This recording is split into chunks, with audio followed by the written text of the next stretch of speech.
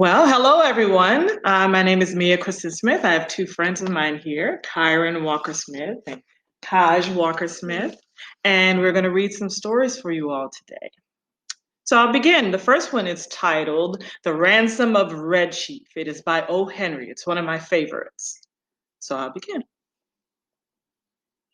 It looked like a good thing, but wait till I tell you. We were down south in Alabama, Bill Driscoll and myself, when this kidnapping idea struck us. There was a town down there as flat as a pancake, and it was called Summit. Can you imagine?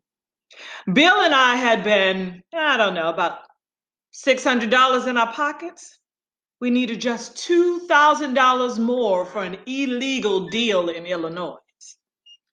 We chose for our victim the only child of an influential citizen named Ebenezer Dorset. He was a fine boy of 10 with red hair. Bill and I thought that Ebenezer would pay a ransom of $2,000 for sure to get his boy back. But wait till I tell you. About 2 miles from Summit was a little mountain covered with cedar trees. There was an opening on the back of the mountain. We stored our supplies in the cave. One night, we drove a horse and carriage past old Dorset's house. The boy was in the street. He was out there throwing rocks at a cat at the opposite fence. "Hey, little boy," Bill said, "would you like to have a bag of candy and a nice ride?" The boy hits Bill directly in the eye with a piece of rock. That boy put up a fight like a wild animal. But at last, we got him down into the back of the carriage and drove away. We took him up to the cave.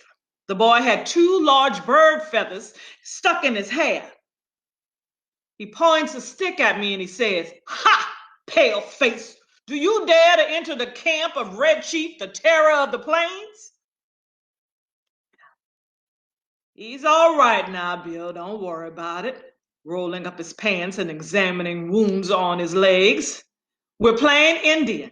I'm old Hank the Trapper, Red Chief's captive. I'm going to be scalped at daybreak. By Geronimo, I think that's what the kid said. Oh, that kid sure can kick hard, though." Now, Red Chief says to the boy, "Would you like to go home?" I says to him, "Oh, what for?" he says. "I don't have any fun at home. I hate to go to school. I like to camp out. You won't take me home again, will you?" "Well, not right away," says I. "We'll stay here in the cave a while." "All right," he says. "That'll be fine. I never had so much fun in all my life." We went to bed about 11 o'clock that night, just at daybreak. I was awakened by a series of terrible screams from Bill. Red Chief was sitting on Bill's chest with one hand holding his hair and in the other a sharp knife. He was attempting to cut off the top of Bill's head based on what I could declare. I got the knife away from the boy, but after that event, Bill's spirit was broken. He lay down, but he never closed his eye again, even when he was asleep. Not as long as that boy was with us. "Do you think anybody will pay us some money to take this little imp back to his house?" Bill asked. "Sure," I said. "A boy like this is just the kind that parents love. Now, you and the Red Chief, y'all get up and make something to eat while I go up into the top of this mountain and look around." Now, I climbed to the top of the mountain, over towards Summit, and I expected to see the men of the village searching the countryside. But all was peaceful. Perhaps, I says to myself, it has not yet been discovered that the wolves have taken the lamb from the fold. I went back down the mountain.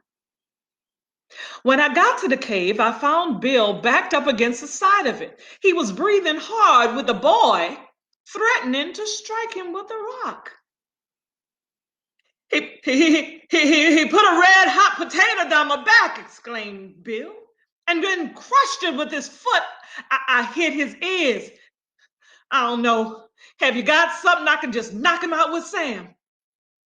I took the rock away from the boy and ended the argument. I'll fix you, says the boy to Bill. No man ever struck the Red Chief, but what he is going to pay for it, you better be careful. After eating, the boy takes a leather object with strings tied around it with his clothes and goes outside the cave, unwinding it. Then we heard this kind of a shout. It was Red Chief holding a sling in one hand. He moved it faster and faster around his head. Then I heard a heavy sound and a deep breath from Bill. A rock the size of an egg had hit him just right there in the back of his head, right behind his ear. Now, Bill fell in the fire across the frying pan of the hot water from washing the dishes.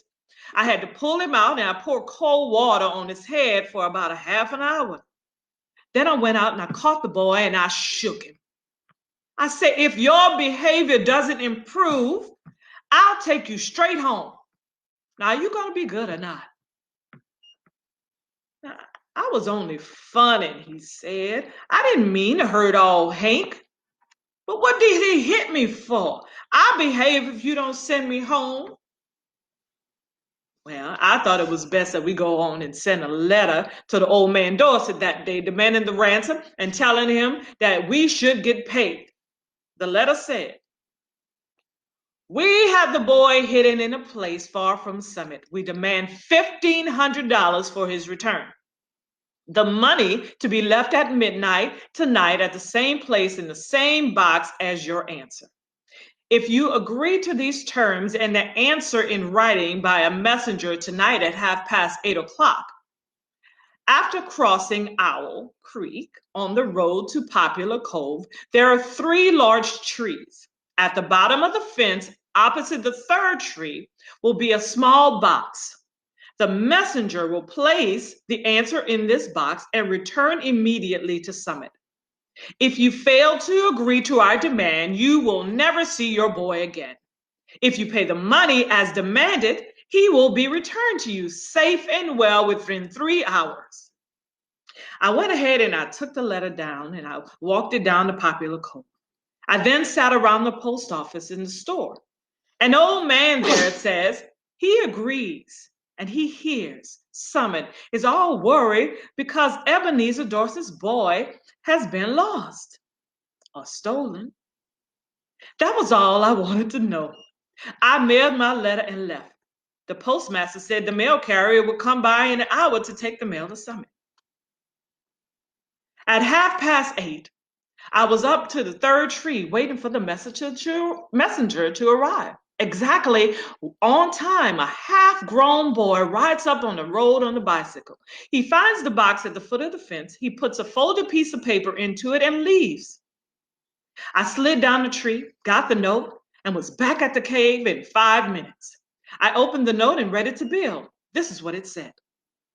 Gentlemen, I received your letter about the ransom you asked for in return of my son. I think you are a little high on your demands. I hereby make you a counter proposal, which I believe you will accept.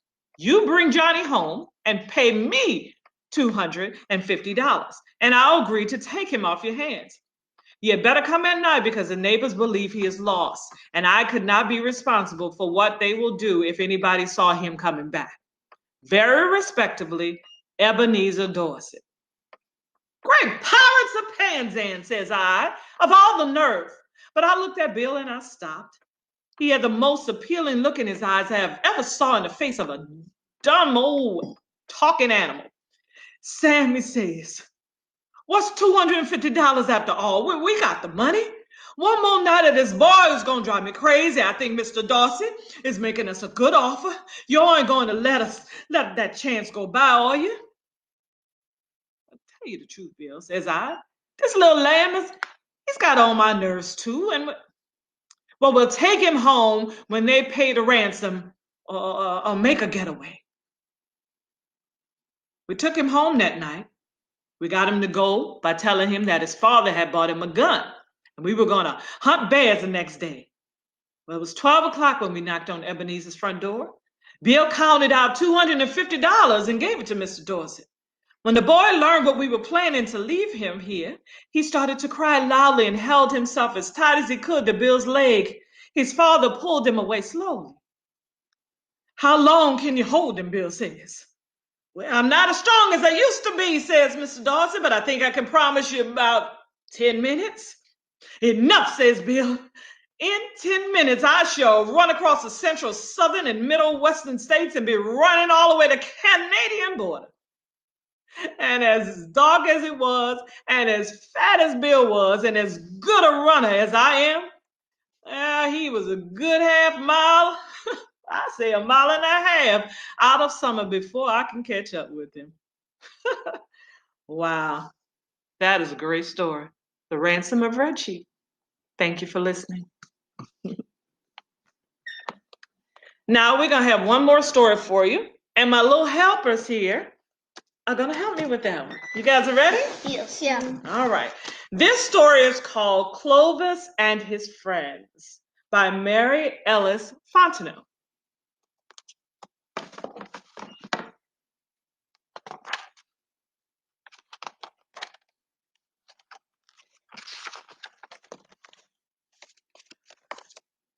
Clovis Crawfish's real name was Clovis Clements, but all his friends on the bayou called him Clovis. Clovis lived in a mud house on the bank of the Bayou Kerla Granuel, which means Bayou Frogtail in South Louisiana. Clovis Crawfish wondered why the bayou was called Frogtail because he knew that frogs didn't have tails. This is Clovis. Bertil Butterfly flew by and lit on the honeysuckle vine. "Bonjour, Bertil," said Clovis, which is the way to say hello in South Louisiana. "Do you know why our bayou is called Bayou Frogtail? Louisiana bayous have funny names," said Bertil as she flitted away over to the bayou. Bertil wasn't interested in anything except flowers. Then Christoph Cricket crawled out from underneath the root of a big old tree. He rubbed his wings together and chirped a happy song. "Be-shwip, be-shwip." Clovis crawled around, wiggling his whiskers and holding up his big sharp claws, his fan-shaped tails little tracks in the soft mud on the bayou bank. Just then, a deep voice said, "Run. I love the way that sound comes in," said Clovis. Down on the edge of the water was Ferdinand Frog, the big bullfrog who lived on the bayou.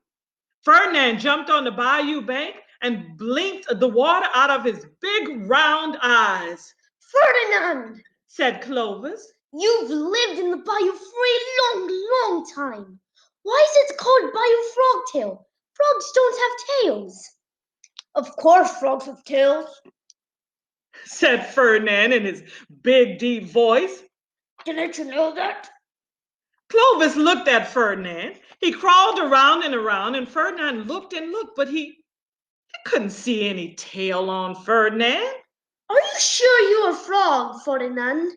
says Clovis. "Because for sure you don't have a tail." "Oh, well, I don't have it anymore," said Ferdinand. "Baby frogs are born with tails to help them swim. But when they get to be big frogs like me, they don't need their legs because they have big, strong legs to jump and swim with. They don't need the tails anymore." "Mahjums," said Clovis, which means never have I heard such a thing in Acadian French. Ferdinand jumped just to show Clovis how strong his back legs were. He jumped so high he went over the dewberry bush and landed in the bayou with a big splash. He swam away, his strong legs kicking out in the back like scissors opening and closing. Clovis crawled down to the water and turned around. He backed off the water, his fan-shaped tail snapping, and away he swam to the bottom of the bayou. There was cloth-hide catfish resting underneath the water lily, softly swishing her tail in the water. She waved to him with her whiskers, and Clovis waved back at her. And Theodore Turtle, he was taking a sunbath on the top of an old log in the water. He stuck his head out of his shell long enough to say, Bonjour, as Clovis went by. Comme ci, comme ça, comme ci, comme ça, comme ci, comme ça, comme ci, comme ça. Clovis crawled out of the bank again, and there was Gaston, grasshopper, sitting on a bed of glass. Comme ci, comme ça, mon ami, comme ci, comme ça va. Comment ça va, said Gaston, which is the way to say, how are you in South Louisiana? Comme ci, comme ça, cher petite, comme ci, comme ça, said Clovis, which means, I'm fine, little friend. Gaston looked at Clovis's mud house. It had a hole in the middle, and Gaston could see way, way, way down in the ground where Clovis had dug a deep hole with his big sharp claws. Denise Dirt Dauber flew down and lit on the wet mud near the water. He dug up some mud with his feet. I'm gonna build a new house with this nice mud, said Denise. I need a big, big house for all the little dirt dabbers I'm gonna hatch. Maurice Mosquito Hawk lit on the top of the thistle. Clovis could see this. He could see the sun shining right through his wings. Maurice could see Clovis and Gaston and everything all at the same time because he had lots of eyes that, he could look around, backward and forward and sideways. Lizette Lizard, she ran down the trunk of this big oak tree. And when Lizette was on the tree trunk, she was gray like the tree bark. And when she ran into the green grass, she turned green. Just then, Clovis and his friends heard, cha-cha-ching, cha-cha-ching. It's Monsieur Blue Jay, said Gaston. He wants to eat me. And with one big jump down, he went into the hole in the middle of Clovis's mud house. Lizette Lizard ran up the tree trunk and turned gray. Dennis Dirt Dauber took all off and went up to the bayou with his load of wet mud. And Maurice Mosquito Hawk was already out of sight. Cha-cha-ching, cha-cha-ching. Monsieur Blue Jay perched on the branch of his big oak tree. He looked very, very hungry. Clovis started backing down into the hole in the middle of his mud house. He didn't want Monsieur Blue Jay to eat his friend Gaston Grasshopper, but all Monsieur Blue Jay had was this very sharp eye. He just loved juicy grasshoppers, and he wasn't about to let Gaston get away. Down he flew, fast as a jet. Clovis opened up his claws real wide, wide, wide, wide. Monsieur Blue Jay swooped down and again and pecked at Clovis. Monsieur Blue Jay flew down again. Fast, fast, he grabbed Clovis in his sharp claw and he flew up into the oak tree.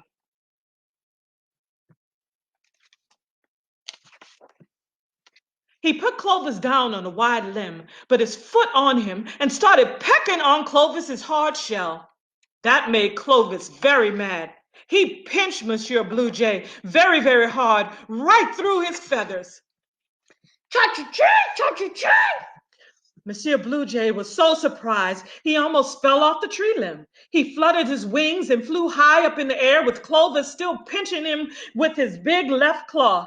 Monsieur Blue Jay squawked and squawked, and he flew around and around, but he couldn't make Clovis let go. He flew down onto the ground and then up the tree again, whirling around and squawking. He flew around so fast and furiously that Clovis's claw broke off. Clovis fell to the ground right in the middle of a soft clover.